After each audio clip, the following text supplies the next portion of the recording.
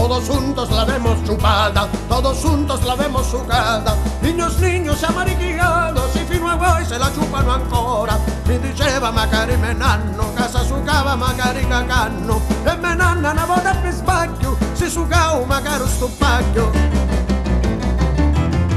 Asu, asu, asu, asu, calora. Asu, asu, asu, asu, calora.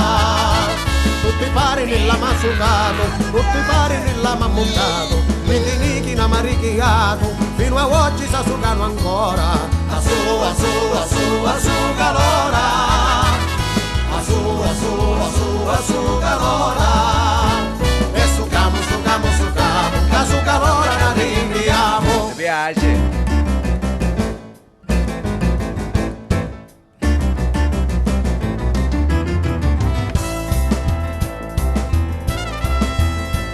Tutti pari nella mazzucato, tutti pari nella mammucato, nichi namarichiato, e fino a oggi sa sucano ancora. Mi diceva Mezzu Roberto, che sa sucava in gabinetto, perché c'era sopra di turitto, che su calora voleva iddo.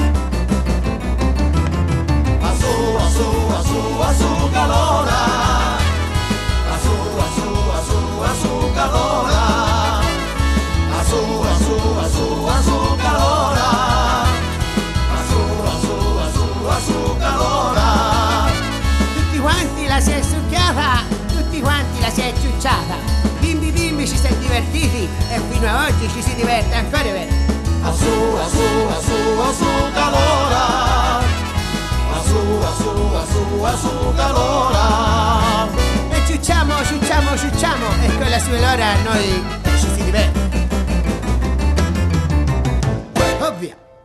Barbaro, tu hai profanato i sacri laghetti della piana. Quello che hai catturato non è un pesce, ma è una rana. E uccidendola, facendone palla, tutti i larunghi sono venuti a galla. Da questo momento tu sei destinato a dover riparare al tuo grande reato. Di tutti i larunghi sarai il protettore, nei giorni futuri e per tutte le ore. Da ora in avanti i tuoi avi dovranno pagare per sempre il tuo grave danno.